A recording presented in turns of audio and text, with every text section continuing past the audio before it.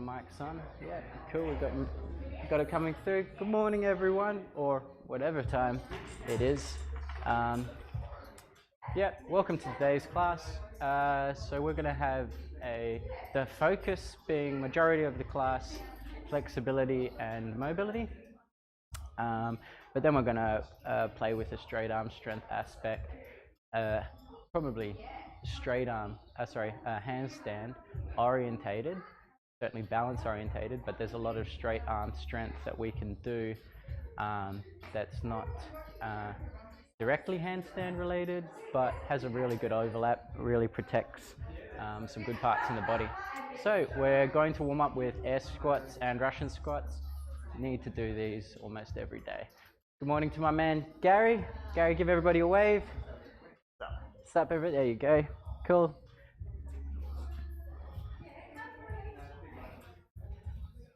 So I am going to go through these workouts at a fairly quick pace.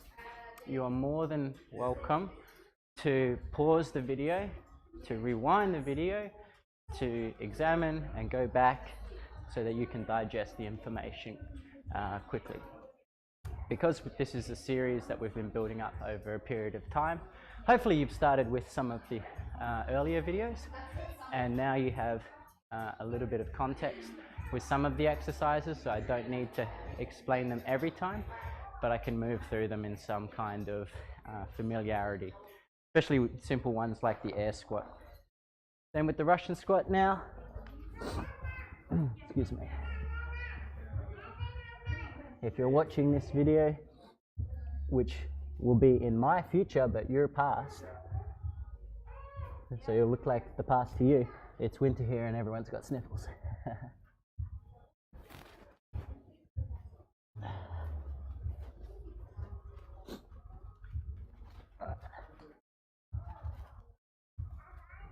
10. Cool, we're going to go up for a hang.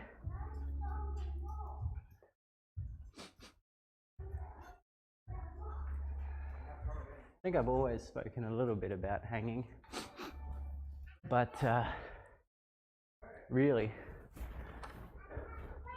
if you're outside and you see somewhere to hang, go do a hang. So you can count 30, 40 seconds in your own head.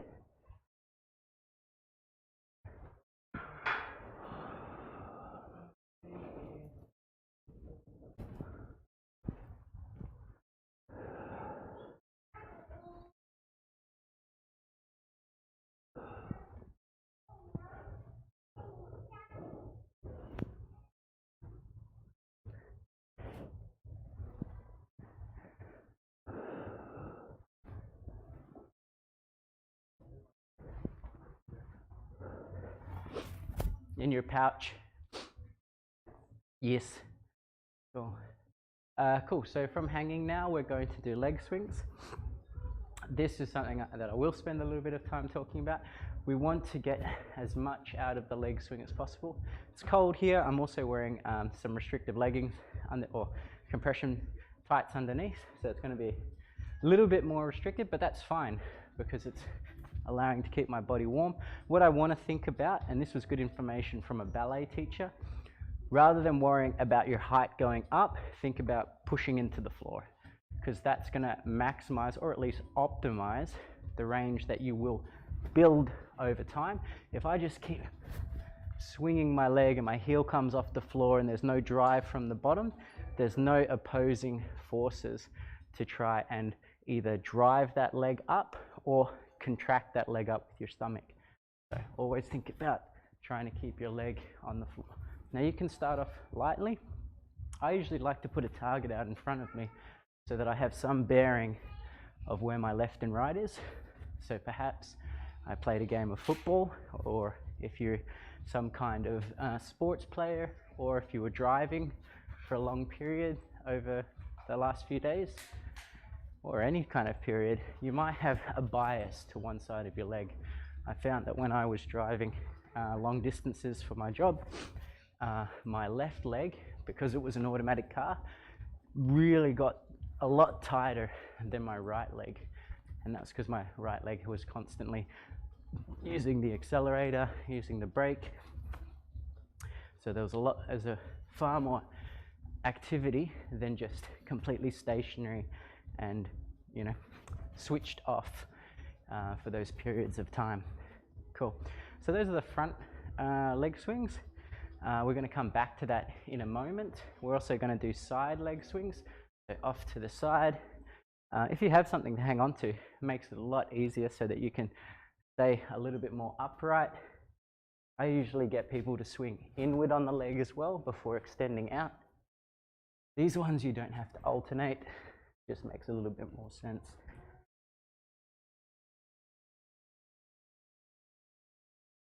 And then try and keep in mind where your leg is opening up to, at what range. The reps for these anywhere between 10 to 20.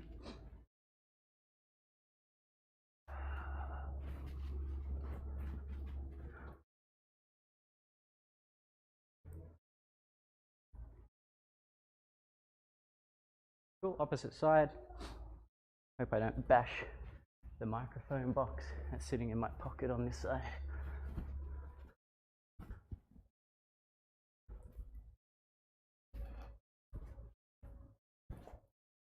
Might hear some clicks in your hips and your legs. Mine certainly are starting to do that now.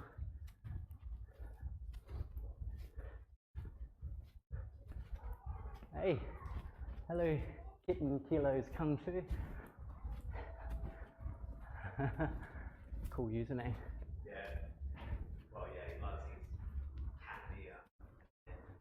Yeah, he's a martial arts like trainer. Ah, that's pretty cool. Yeah.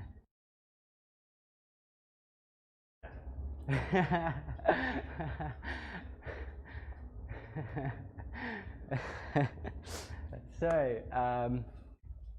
now we're going to do some more for the shoulders and come back to our legs.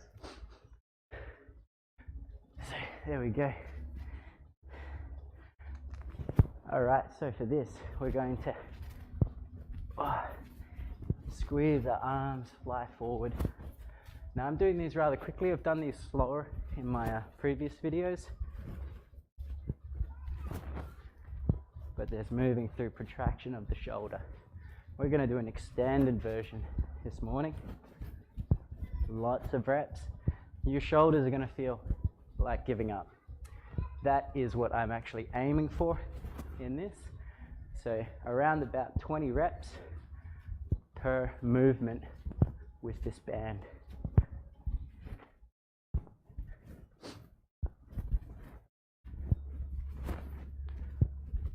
Look like a very important man holding that yellow briefcase. Yeah, the illusion is exactly walking with a brisk determination. Oh, he looks like a businessman. He like. No, that's right. Cool. Now from here, we're going to do dislocates, pressing out and around the body. Yeah, if you're into Kung Fu, then certainly those leg kicks were something that we drilled in China, where I trained Kung Fu, more Wing Chun and Tai Chi to be fair, but it was a Shaolin school and there was an overlap with the Wushu and the Kung Fu. But yeah, we did the leg kicks anywhere between 3 to 4 times a day. I mean, they really, really drill it. And it comes back to, you know, what's your focus? And it was that. So at that time, I followed the instruction of them. But at this point in time, my body and my goals for what I put in my physical practice are significantly different than lots of jumping and kicking. We did iron palm, iron fist, iron claw, tiger claw once a week. And that was with, concrete punching bag, blocks, punching into sandbags. I wouldn't recommend it that long. Doing it more than that, I think that approach once a week was actually fairly fair for a lot of Westerners who would have never done any sort of knuckle or hand conditioning of that type. My friend and I had been training sort of calisthenics and bodyweight training for about 1.5 years, and it was even really tough for us. Doing a 5 to 7 minute plank on your fists is excruciating on concrete. See the sky. Oh man, they should see the guys that I know. His hand was morphed into like almost a small MMA mitt.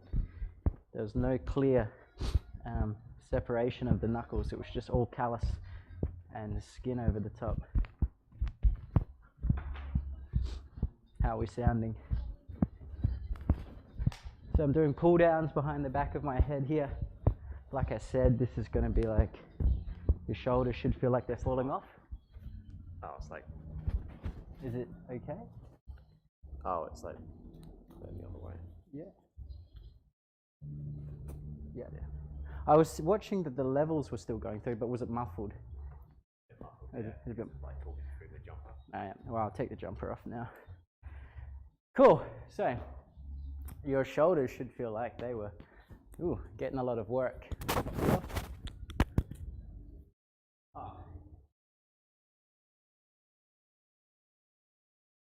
And I enjoyed China massively. I think if you deep dive into anything with a really sincere intent, you're going to get a lot out of it. Cool, so we're coming into somewhat of an upright position. I've got my feet out in front of me. Most people find, and we're doing a 90-90 movement here. Most people find that their bum starts to travel and migrate across the floor. Totally fine. What we do, we rotate our knees down to the floor. I aim to make 90 degrees at each of my joints. So I have a 90 degree here at my ankle, 90 degree at my knee, 90 degrees at my hip for my torso, 90 degrees at my opposite knee, 90 degrees at my rear ankle. Cool, and then we go down, use our hands if we need, apply our stomach to our thigh, and then over to the opposite side.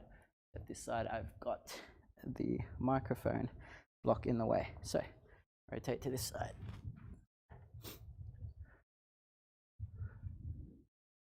Cool. I apologize in advance. I may be sniffing quite a lot during this class, and I can assure you there's nothing really here that smells all that nice. I think it's my sinus. As you start to get warm while everything's cold.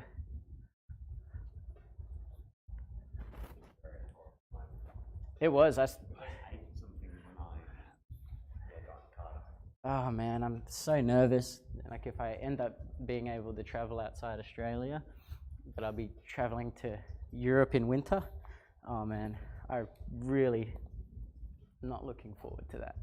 You swear for the occasion, like you have layers, layers. Yeah, but T-shirt, jumper. you think about like how many layers that is, and then what you have to do to maintain that warmth, and then if you want to move it all, you have more than 2-3 layers on, restricting you at any time. It's just, it feels. I traveled around Southeast Asia with a backpack of clothes, the same 2 pairs of shorts, the same 4 t-shirts for, going on 1.5 years, and it was awesome. Right? You just wear less. Don't like the idea of having to procure more and more stuff. I'm not a huge fan of snow either. So we're doing about 20 90-90s, rotating each side. This is going to be we're going to build upon this later in an active pigeon position. But yeah, this one's a great one. See, I've already started to travel forward on my bum. That's typically what happens. I'm being kind of gingerly with my hips as well. That's good. Cool. All right, from here, we're going to go back to our leg swings. So theoretically, we should have a little bit more range with what we've just gone through from where we started from. So to the front, alternating. Cool, and I like to snap nice and quick with it. Put my hand up. And this is going to be built upon later as well. So your range might be up here, your swing might be less aggressive, totally fine.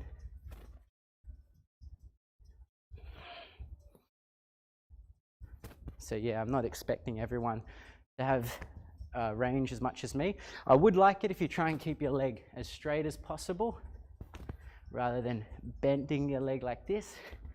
But in some ways, you may have a slight micro bend. Aim to try and get it as close as possible. If you don't have very good pike or hip mobility, you can just tap the top of your shin to the same effect. And that way you're actually making a tangible target so that you're keeping track. Guys do massive stretch kicks in China. Oh yeah. Oh yeah. Oh yeah, for sure. Axe kicks, question mark kicks. Yeah, roundhouse kicks, reverse kicks. There was just like a kick sequence that we did. Coach Macy. Apparently I'm Coach Macy. No, not Coach Macy. No, Kim and Skilo's Kung Fu's martial arts, like martial arts trainer in the US. Oh yeah, right. Cool. But yeah, we just did a sequence of kicks. I haven't done them in a long time, but one of my goals was the crescent jump spin kick. I just think it looks so sick. But yeah, since I've been removed from that environment, I'm not really doing those kind of that kind of training anymore. It's a lot to get a crescent kick. But yeah, we did butterfly kicks. That was another one. No-handed aerials, so no-hand cartwheels.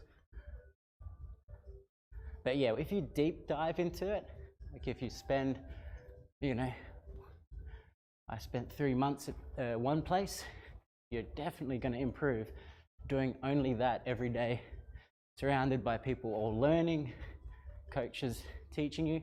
Although none of the coaches spoke English, we had translators. Well, one translator. And then a guy who just happened to speak Chinese, who was from the from the UK. So that was handy, so that the single translator wasn't spread too thin between the groups. And then there was one Chinese young boy practitioner trying to learn English. So he was the other translator, and then there was a full-time university student who'd learned English. And she was the translator.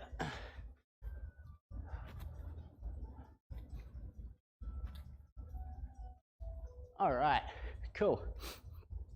So we've built up with our warm-up exercises. Now from that, you're more than welcome to do that a second time through, but we're going to move forward for now. We have 3 exercises that we're going to do. We're going to do box straight arm holds. So in somewhat of a handstand position, and we're just going to hold that for about 15 seconds, just locking out, pressing through our shoulders as hard as we can. We're also going to use a band and the small weights to create a bit of a lever or a band, an anchor point. Cool, and this is where we're going to be working on our leg lever position. So this is going to be very Kung Fu based as well. And the last one we have is a build upon the 90-90 with an active pigeon position. So this is where my foot is and my body laying over the top. So I'll just get Gary to be the timekeeper for us. So we'll be doing, just 15-second holds. So you can count us in from 20 seconds. And then we're going to move to the mat and the floor. Cool. When you're ready. Cool. Yep. And we're up. Cool. And now we're just trying to walk our hands back to the box as best we can. And we're just trying to lock out here, feel the floor. This is more of just being a little bit active and a little bit more. Good, walking down nice and slow. Just building up a bit of activity in the shoulders, but not being too demanding. Because we'll be doing a fair bit of a straight arm strength. Cool, so with the band and the anchor point that I've created behind me with my 2 weights, I'm going to slide the band around the back of my heel. I'm going to aim to let the band pull my leg towards the ground and the floor, and I'm going to press away, and then there's this pulling sensation. Here we go. There we go, we've got it.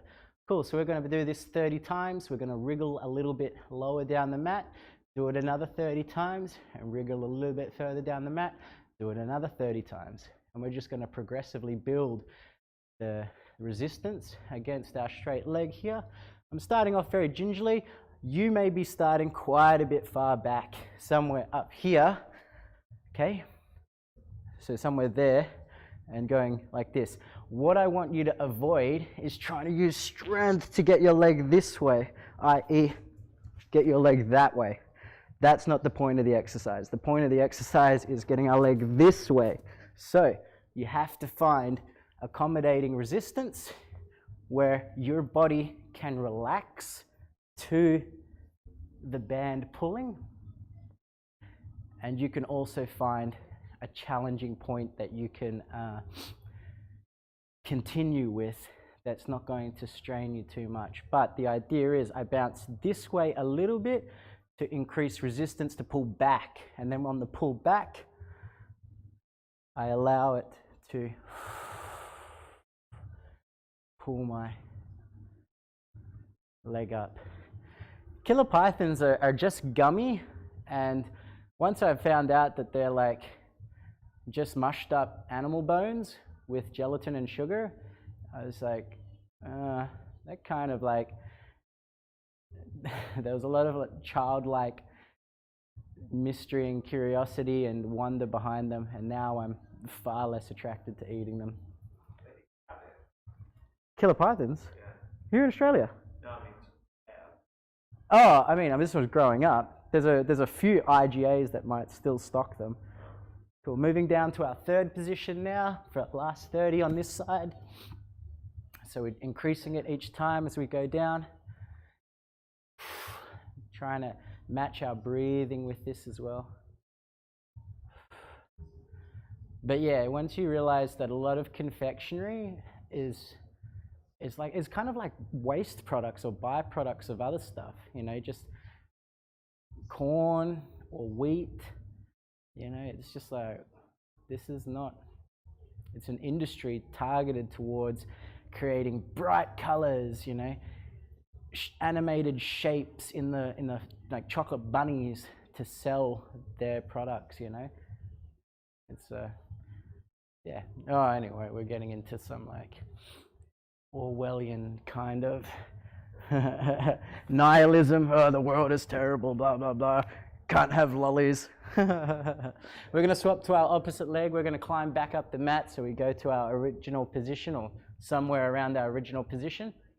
And we're going to do our 30 pulses, wriggle down to a second position, 30 pulses, wriggle down to a third position.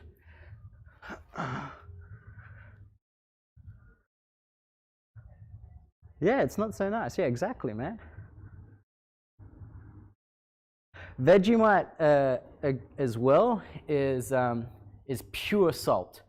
Its sodium content is like through the roof. And just as we were talking about, it's like this byproduct. It's like they had yeast left over.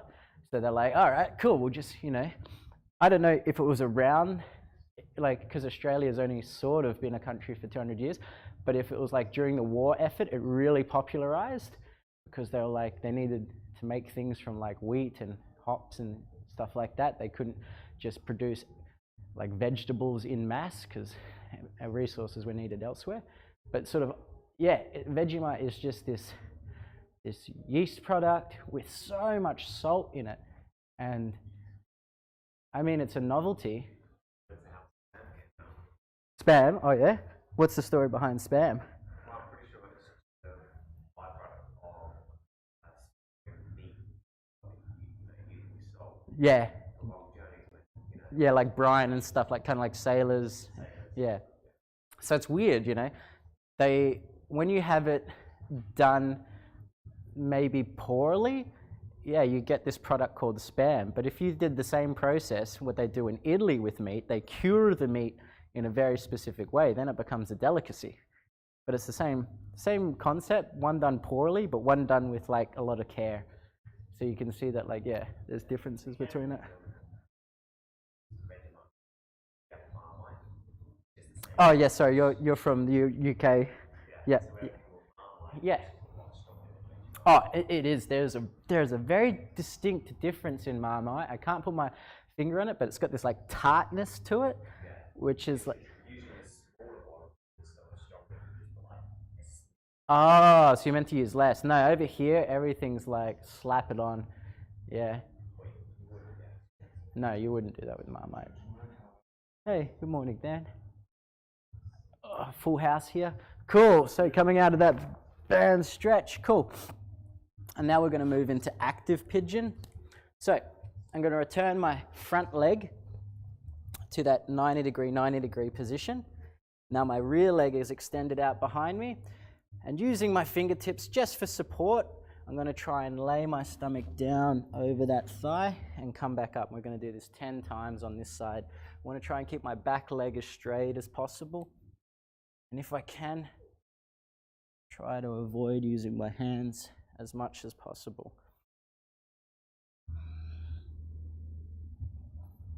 I usually have to use the same hand as my leg in order to shift me more over the top of my thigh.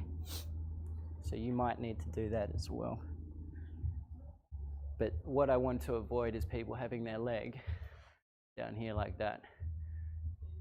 No, it's not a pigeon stretch. It's a boring passive stretch.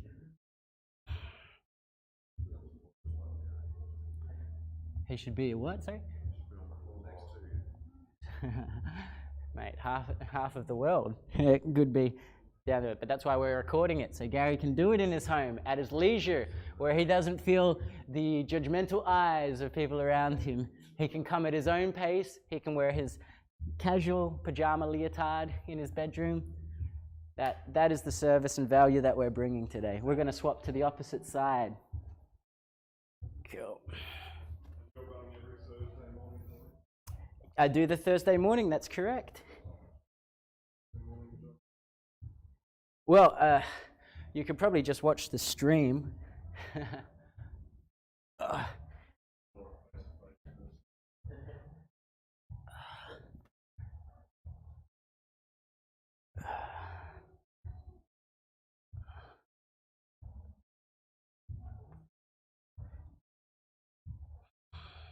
We're doing 10 reps on this side. How are we looking for time? Yeah, not too bad. Cool. I'm going to do this. Cool. So those are the 3 exercises. We're going to do that. I'm going to do that through with you once more, but I'd like you to complete maybe between, 4 to 5 rounds at your own pace, of course. I never try to express some kind of chaos. The urgency is your time limitation. The more you can put your intention into this work, the more you're going to get out of it. So we're going to return to the box hold, warming up our shoulders and wrists a little bit more. If Gary wouldn't mind talking us in and giving us a count. Cool. Yep. Cool. Now I'm actively trying to engage and press my shoulders, leaning into my hands. We've done this exercise before in previous videos. Walking down nice and slowly. And really just using it as a moderate to beginner exercise to build up work or load in our hands and shoulders, which we'll expand on later. It's the theme of today, building from smaller bits into large. From small things, little things grow, etc., etc.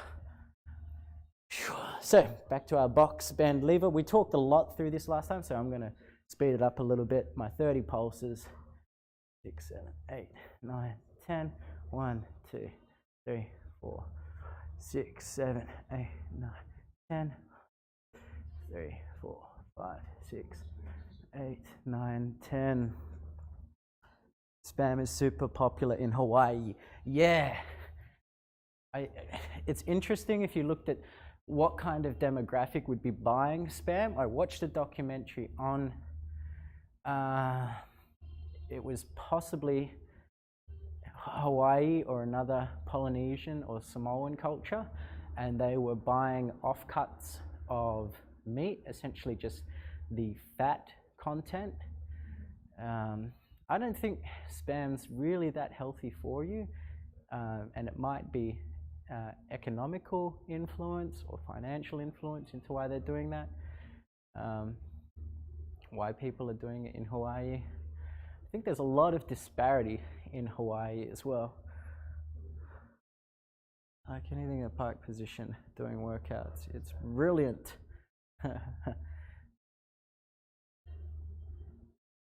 Cool, let's say that's around 30 there. Moving down to our third position. Really focusing on relaxing our breath as it's sharply pulling our leg and trying to keep both of these legs straight. The key here is to keep our legs straight. If we have a micro bend in it at all, we're losing the value over the full stretch of the muscle running through the back of our leg. We'll get to that crescent moon kick. We'll get there one day. 10, 1, 2, 4, 5, 6, 7, 8, 9, 10.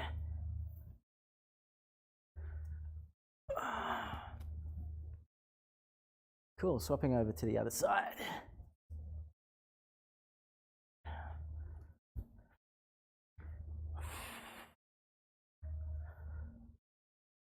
Two, 3, 5, 6, 7, 9, 10. 2, 3, 5, 6, 10. 1, 2, 6, 8, 9, 10. Cool. I wriggle down a little bit further, increasing that resistance. 3, 4, 8, 9, 10. 1, 4, 5, 6, 9, 10.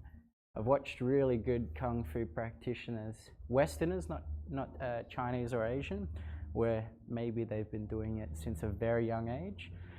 And yeah, I'm always really impressed. And it's, even another one, Taekwondo students and practitioners, they have beautiful high leg compression and control. Taekwondo is more of a split side position, but Kung Fu often trains both, Wushu especially, because it's this very aerial, acrobatic display involved or integrated with the martial arts fighting. The practicality of it is up for argument, but it's very, very beautiful aesthetic work.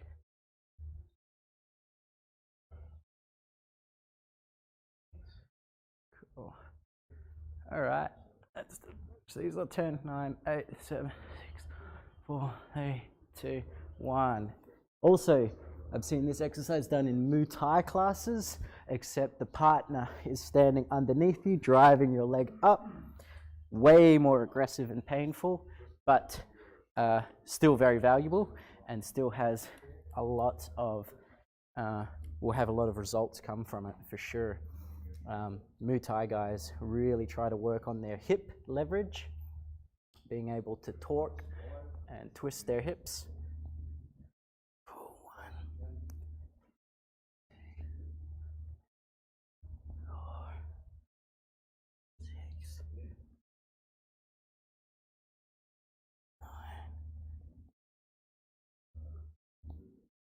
10. Cool, swapping around to the other side. So I'm somewhat moving through this quite quickly, but feel free to pause the video if you need to refresh or to observe the position. This should feel uncomfortable. Majority of these stretches should feel uncomfortable. If they're not feeling uncomfortable, you're making it too easy and you're not actually getting a stretch. You're not actually building range of motion. You're not developing your range spectrum of where you can passively or with external force be folded or pushed into, so your flexibility, or passively or actively control your mobility. Cool. So like I said, we've done 2 rounds of that. I encourage you to do maybe 2 to 3 more. You can do it at your own pace, but we're going to move forward onto the next set of exercises. Cool. So first one we're going to do is take one of the weights that we have, the small weights that I was using as an anchor point for the band. And now this weight that I have is only 6 kilos. That's a fairly light to moderate weight, and that seems that it can be appropriate. Typically I use, when I'm training myself with this exercise, I might go a little bit heavier, but certainly anywhere between 3 to about 6 when we're starting out is quite functional, and you can change the variables simply by changing the load, so increasing the weight or increasing the time that you're doing it, time under tension or time under load. So if you've got a lighter weight and that's the only one you have available to you, then just do a longer period of the work and really work on contraction and control until you're able to maybe get another weight in the future. But you can certainly use this weight or a lighter weight to good effect before needing to progress to something crazy amount of weight. So like I said, I've just got a 6 kilo dumbbell here. I'm going to hold it underneath my hand. I'm going to drive it up as tall as I can over my head in my straight arm position. Lock out my shoulders so that they're completely up. Tuck my tummy in, and I'm going to go for a walk. Now, rather than use a timer, I'm just going to simply walk around this room and do 6 laps. So again, what I said was, you know, if you don't have a weight that is challenging enough in its load, then you can just simply go for a longer time under load before feeling like you need to progress. You can use your other hand for balance. You can use your other hand, release all of the tension in it as well. Both are really valuable things that you can operate with one side of your body completely under tension and the other side somewhat relaxed. Trying to breathe comfortably, keep that hand locked out. So yeah, so certainly really starting to feel this. This is my fourth lap now. So 5th.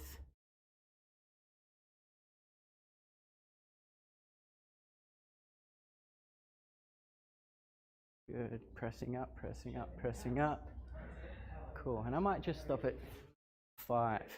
So by about the 5th lap there, really started to feel like if I maintained it, I was probably going to suffer in terms of my endurance and overall fatigue. So that's always something to be aware of.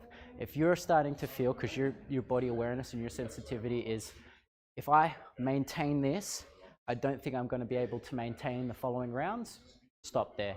You know, you need to be able to do something with consistency and repeatability rather than one round with intensity and then the rest are all trash. Cool. So just an example of even how as a coach we have to monitor and adapt our fatigue and our programming at the same time. And that's an awareness that you'll build up over time when you approach it that way. Cool. So I'm going to try and do 5 laps with the opposite arm now.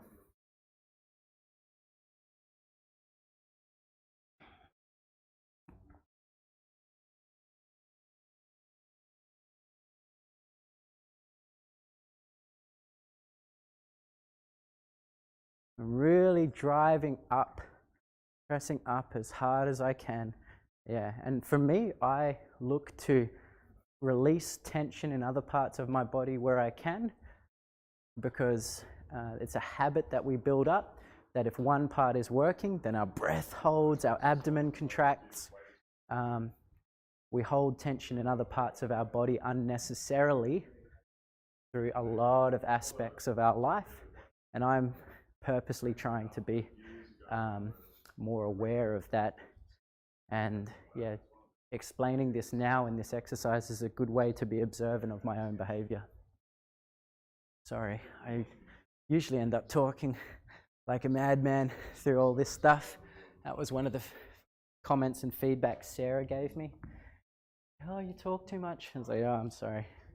Probably do talk too much, especially if they're like just in the lounge room by themselves and this person. Yeah, I mean, it's good, but you know, you're not training, so it might become irritating. Cool, so we're gonna, it's actually quite soothing. We're gonna move into a butterfly position here. Very accurate name for it. We bring our feet together like so. Cool. Now, if your legs are up here, you probably will get a lot just from holding onto your feet, trying to draw them back as far as you can, and then using your elbows to push down on your body. However, if you are a little bit stronger, or you have very, very strong, rigid legs, we can leverage weight to help push us into the position. If we're very flexible, same thing again, we may use weights to overload our position here and build strength rather than passive flexibility. So you see how some people may have very open hips and just boom, flops to the floor, doesn't go anywhere. Well, we can build strength in this range by pressing up and flapping like a little butterfly. You like that? It's good, right? So in my experience with training with people with flexibility and training with people with strength, there seems to be one tier favored more than the other. And in my own approach, I try to be as generalist as possible. So being able to mix the two, it doesn't serve very well. It doesn't serve an outcome very well, or a specialization very well. But in terms of my own practice and what I like doing, I've always been sort of a person that had a RPG character with very even stats. That was always the thing. I was like, no, I can't be too evenly spread. I can't be a mage, or I can't be a tank. I can't be a carry. I have to be all-rounder.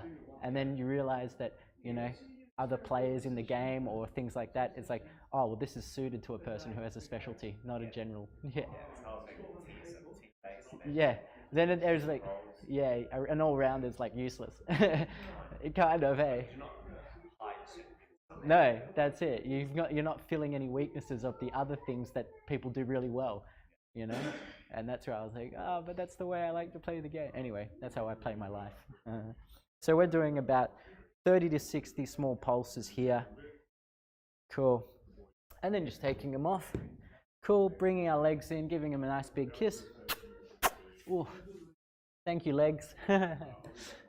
And then we're going to jump onto the box again. So from here, what we're going to do is we're going to work with shrugging now. So before we were simply just pressed, and hopefully you were pressing quite actively and firm through that position. We're now going to move through shrugging in this position with our knees on the box. So it's not quite as demanding as doing against the wall or in a handstand position, but we can really feel the movement in our scapula and our neck. Take our time with it. We can regress it by moving our hands further in front of the body rather than being directly up. So I'm going to do about 10 to 20 shrugs. You can do them at your own pace, and you can figure out what your fatigue and endurance level is. But I certainly just want to pay attention to as much of this as I can.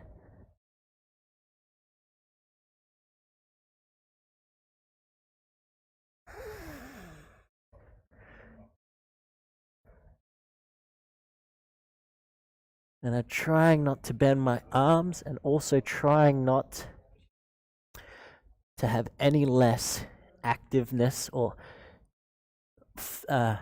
pressure load through my hands. As my t-shirt slowly starts to slide over my bloody head.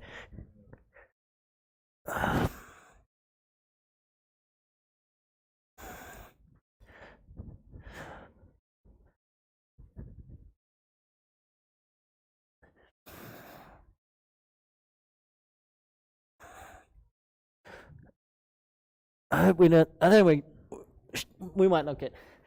Gary, there wouldn't be a problem if my nipple was on the stream, was it? Fitness, I think it's fine. Okay, good. I'll tuck my shirt in. Last time I knew. Last time you were nude on stream. I have to check. They change things. Cool, so we're going to do one more round of this. So like I said, finding a moderate weight for you and then trying to monitor your fatigue and endurance to find a suitable but challenging rep range, which is the period of time under load while we do this and the weight that's challenging us. Pressing nice and tall over above. Good, going through this.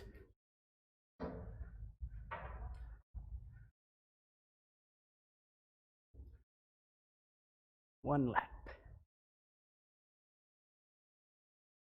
Some people might like to walk faster in this. Faster could be interesting because you're asking more demand on your shoulder to keep the weight overhead.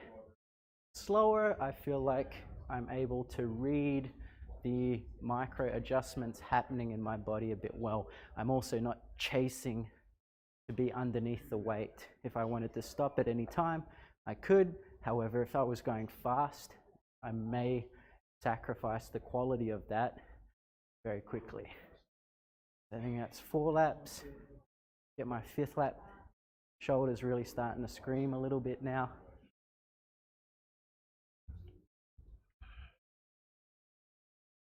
And bringing the weight down carefully. Another thing that people might like to do if they're new to this or if they're experiencing difficulty, you can look up at the weight.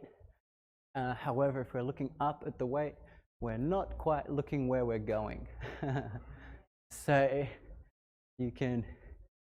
there are advantages and disadvantages, and there are a lot of objects on the floor below me, and I absolutely hate stubbing my toes on things because it is an entirely avoidable incident or event.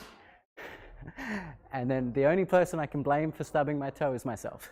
And it's usually that point where you're trying to rush past the couch, or you forget to close the kitchen door, or you slam it on, closing my foot on the freezer door, some of the coffee table, just, you can't blame anyone. The pain is just so immeasurable in that very second.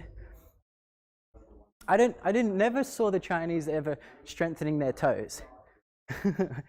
Not in the way that maybe ballet artists and performers do, but their feet become very mangled. That's why they cover them up with very pretty shoes. They end up becoming like a kind of like a claw, It's All right, just one more. the work that their feet go through is insane, Yeah. It's not like that. Actual. Oh yeah, they train their toes and their feet into this plantar flexion, and then onto the top of their toes as well. It's insane. The body's not meant to do that, but it's for an aesthetic performance. Now for this butterfly stretch this time, I'm going to raise my legs up because my flexibility and mobility is a little bit greater. Haven't done this in a little while. Kind of eager to see where we get to. Oof, yeah, there we go. Yeah, there we go. We're We're getting a little bit of work out of it. That's brilliant. Whew, that is good. Good stuff. Good.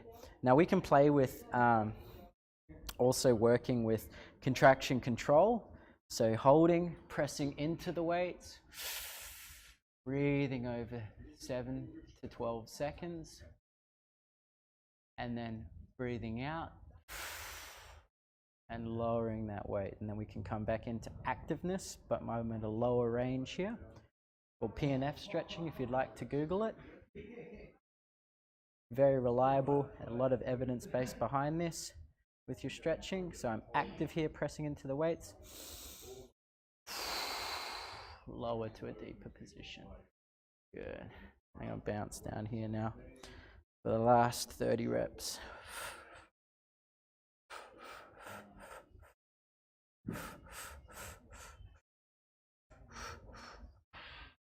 Ten, 1, 2, 3, 4. All right, 10. We're going to carefully lift the weights off, hug our legs together, give them a kiss. Awesome. What I would like you to do with this is complete 2 to 3 more rounds of those exercises, and then to finish, you're going to have hollow body rocks. I'm going to demonstrate the hollow body rocks for you. This exercise, or perhaps if you need to make it easier, this exercise, this position here, you have 100 to complete. You're more than welcome to break them up into as many or as little sets as you like, but complete 100. So you have 2 to 3 more rounds of the exercises we've just completed, and then 100 hollow body rocks to complete. Thanks guys, enjoy the workout. Hopefully you haven't hit any point that was pain and not discomfort. It's important to make a separation of those two things. And hopefully you're able to walk through the rest of the day not feeling too bad. Cool. Thanks very much. Catch you guys. See you guys. Cool. Well, frame.